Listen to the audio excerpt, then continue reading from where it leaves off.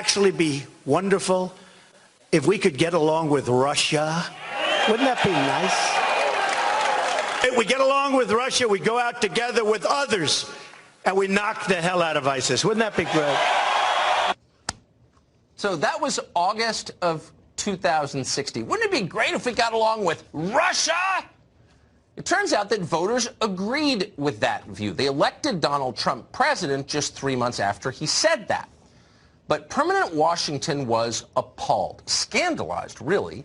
Getting along with Russia isn't simply considered an alternative view here. It's a crime. Listen to State Department veteran George Kent, one of the witnesses who testified today, explains that conflict with Russia is the entire point of American foreign policy. The United States has very clear national interests at stake in Ukraine.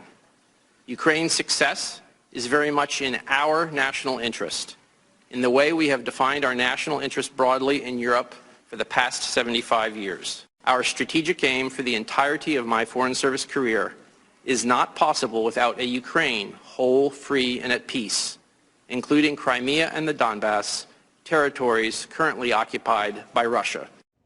Okay, you need to get a pen. This is getting complex, but it's important. The territorial integrity of Ukraine is essential to America's national interest. Now, our own borders mean nothing, of course. Defending them is racist and it's immoral. Everyone in Washington knows that, and they'll remind you of it if you think otherwise. But Ukraine's borders, and by the way, the borders of Crimea and Donbass, wherever those places might be, those are vitally important matters and have been, George Kent tells us, for 75 years, or as he puts it, for the entirety of my Foreign Service career. So back off, Donald Trump, with your wild ideas about changing things simply because the world is totally different now and voters want to move on.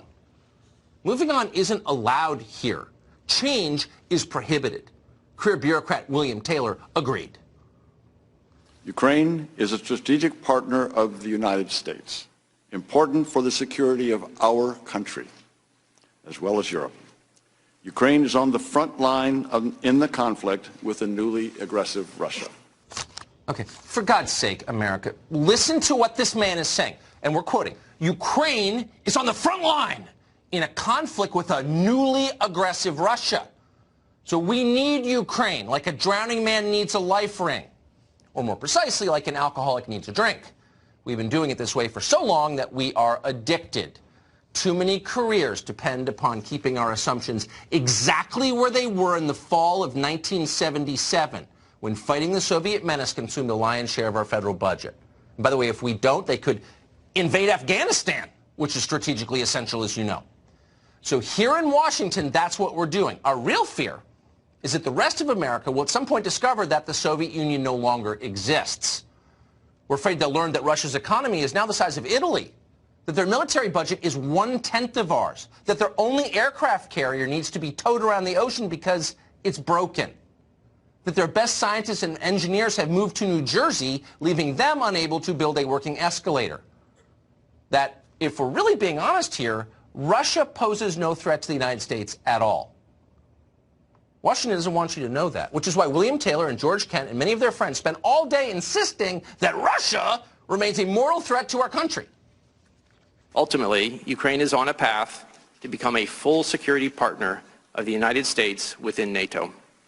U.S. and NATO allied trainers developed the skills of Ukrainian units at Yavoriv near the Polish border and elsewhere. We and NATO began to provide military assistance to Ukraine's armed forces in the form of training, advice, military equipment, and weapons.